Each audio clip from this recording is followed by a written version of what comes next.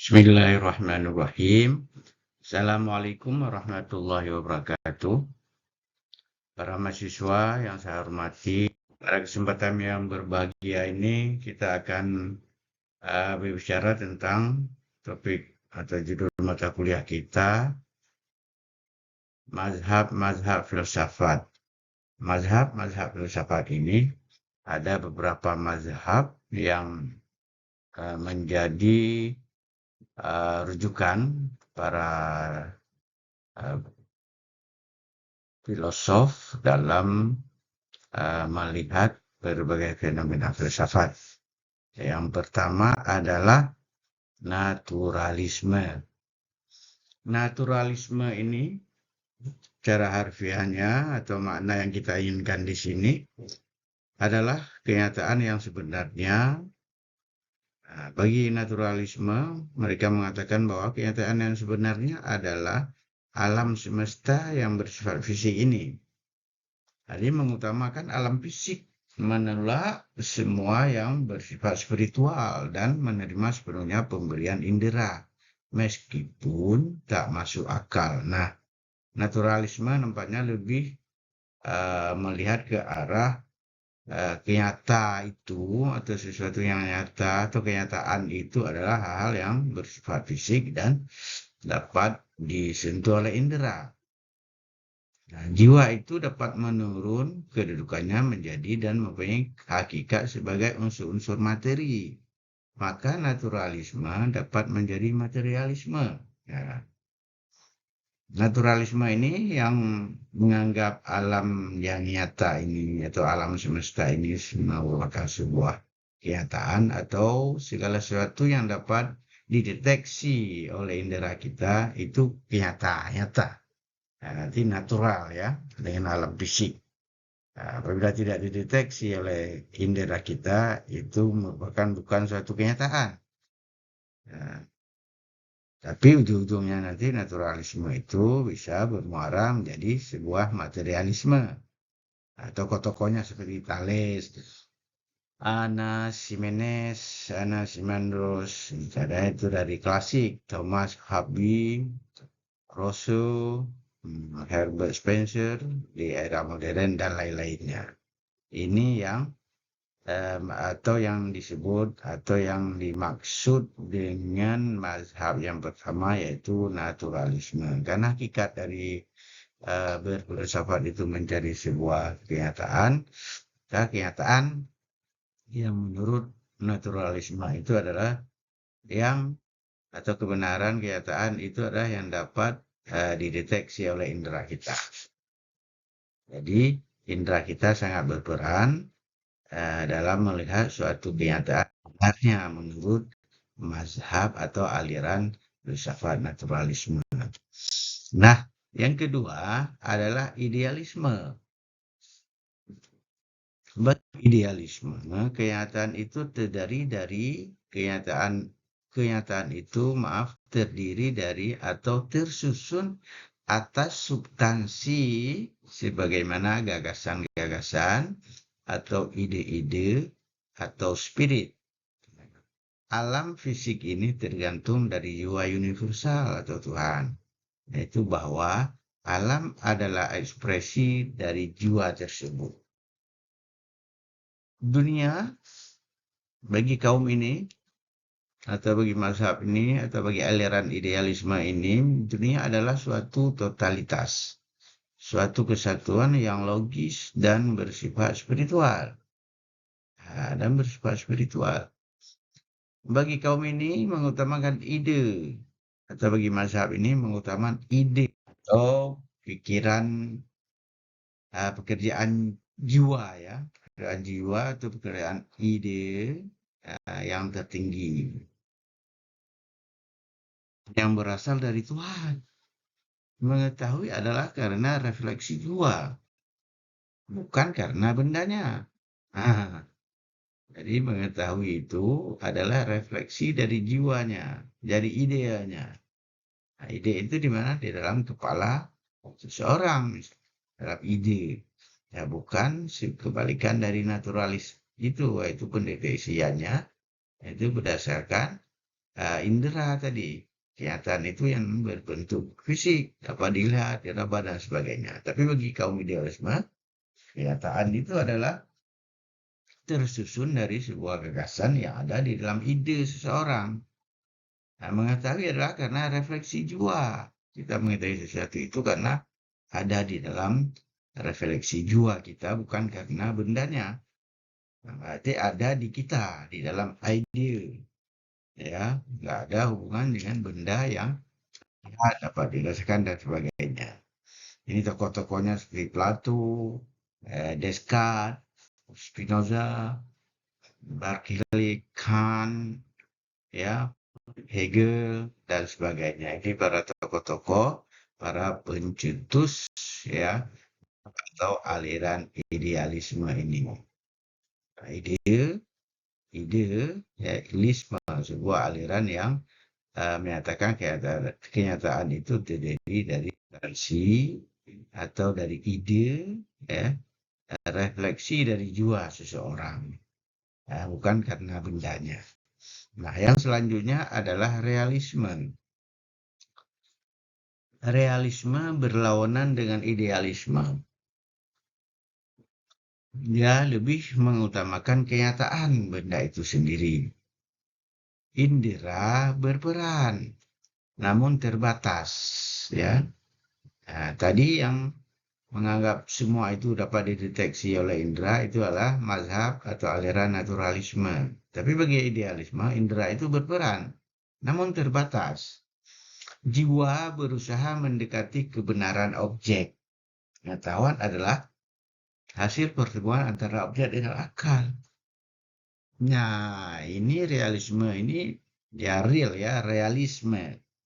Nah, dia berlawanan dengan idealisme. Kalau idealisme tadi sebuah kenyataan itu adalah yang bersifat ideal. Tapi bagi realisme ini lebih kepada benda itu sendiri. Tapi benda itu tidak apa istilahnya indera mendeteksi benda itu berperan, namun terbatas. Nah, jiwa berusaha mendekati kebenaran objek. Pengetahuan adalah hasil pertemuan. Ya, ini menarik hasil pertemuan antara objek dengan akal. Jadi pertemuan antara benda yang dapat dideteksikan oleh indera dengan pikiran atau ide yang ada di dalam kepala kita. Realisme sering disebut dengan anak dari naturalisme. Ya, lebih dekat kepada naturalisme. Objek atau dunia luar itu adalah nyata pada sendirinya. Memandang pula bahwa kenyataan itu berbeda dengan jiwa yang mengetahui objek atau dunia luar tersebut. Pengamatan, penelitian, dan kesimpulan sangat penting bagi realisme. Ya, kalau naturalisme tadi dia agak ekstrim ya. Semua yang bersifat fisik dan dapat dideteksi dengan indera itulah sebuah kenyataan atau kebenaran. Tapi bagi realisme ini lebih lunak, ya, lebih lunak. Artinya ada peran idenya juga sedikit. Ya, tidak semata-mata hanya indera. Sebagaimana dikatakan tadi, indera itu berperan tapi terbatas. Jadi koneksi atau interaksi atau pertemuan antara ide atau pikiran yang ada di kepala kita dengan benda yang dideteksi oleh indera itu bagi realisme adalah sebuah kenyataan. Nah, sehingga bagi mereka ini butuh pengamatan dan butuh penelitian dan penerikan kesimpulan itu sangat penting. Arti tidak hanya sudah dideteksi oleh indera kita sudah selesai, tidak. Tapi butuh pada pengamatan dan penelitian selanjutnya. Nah, interaksi antara ide kita dengan benda yang dideteksi oleh indera itulah sebuah kenyataan bagi kaum realisme ini atau bagi mazhab realisme. Dan yang terakhir dari pembicaraan kita pada kali ini bukan terakhir dari mazhab filsafat, banyak mungkin mazhab filsafat, dan ini yang kami lihat ini yang sangat kita butuhkan dalam dunia pendidikan hari ini. Ya, pragmatisme. Ya. Pragmatisme itu adalah kebenaran atau kenyataan itu terletak pada kegunaannya. Pragma ya, pragmatis ya, pragmatis. Jadi kebenaran, kenyataan itu terletak pada kegunaan atau utility dalam perbuatan nyata. Nah, ini bagi kaum pragmatisme. Realita sebagai suatu proses dalam waktu yang berarti orang yang mengetahui mempunyai peranan untuk menciptakan atau mengembangkan hal-hal yang diketahuinya. Ya, ini menarik. Mazhab ini menentang semua yang absolut dan terikat. Pengetahuan diperoleh melalui pengalaman langsung, immediate experience ya. Immediate experience ini pengalaman langsung, pengalaman murni terikat dengan tempat dan waktu. Itu artinya relatif. Nah, di intelektual manusia sangat berperan. Nah, ini yang menarik lagi, pragmatis ini. Kebenaran itu terletak pada utility-nya, kegunaannya. Pengalaman, nah ini ya, apalagi immediate experience itu sangat penting. Itu pengetahuan juga sangat penting pada mazhab ini. Artinya, di mana intelektual manusia itu sangat berperan.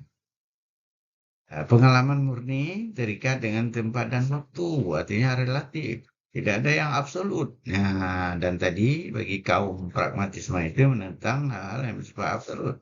Tapi dia relatif, ya. Depend on time and place. Tergantung tempat dan waktu dan tempat. Gitu. Jadi tidak ada yang absolut bagi pragmatisme itu. Ya, dan itu bisa dibawa oleh intelektual manusia. Jadi tergantung sesuatu itu atau realita itu sebagai sebuah proses dalam waktu yang berarti orang yang mengetahui mempunyai peranan. Nanti intelektual seseorang itu punya peranan untuk menciptakan atau mengembangkan hal-hal yang diketahuinya. Jadi menentang semua yang absolut dan yang terikat bagi kaum pragmatisme. Nah, pengetahuan itu bagi mereka itu ada pengetahuan yang sangat bagus dan murni itu melalui pengalaman langsung. Apakah yang dapat dideteksi oleh indera, oleh idea, itu intelektual manusia sangat juga berperan dalam atau bagi mazhab atau bagi kaum pragmatisme ini. Ya, pragmatisme itu dipelopori oleh tokoh misalnya Sander, Speer, William James, John Dewey, dan lain-lain.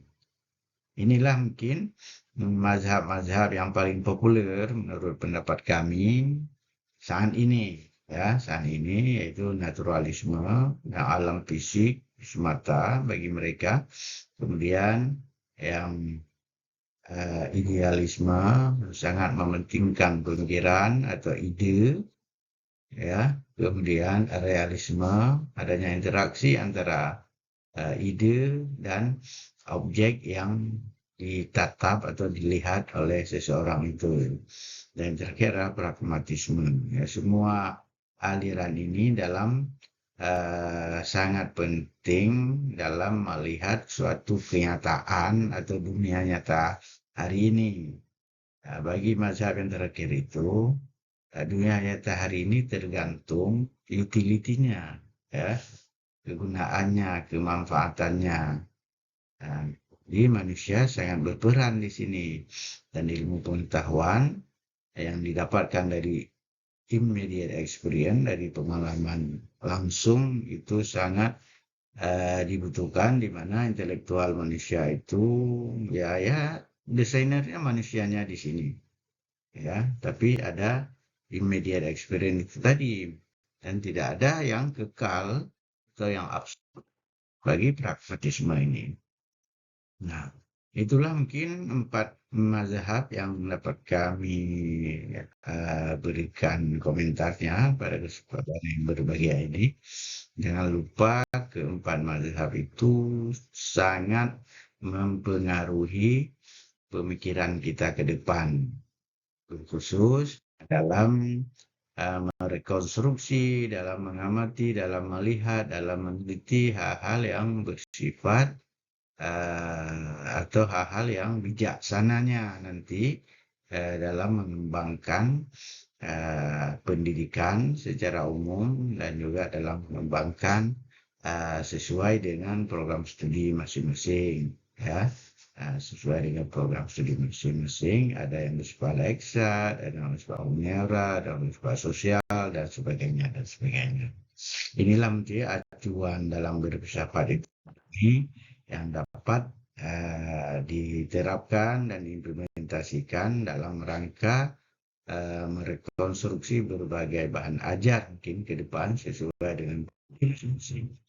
Itu saja mungkin yang dapat kami sampaikan. Terima kasih atas perhatiannya. Nanti kita akan melanjutkan pada sesi selanjutnya. Demikian, Assalamualaikum warahmatullahi wabarakatuh.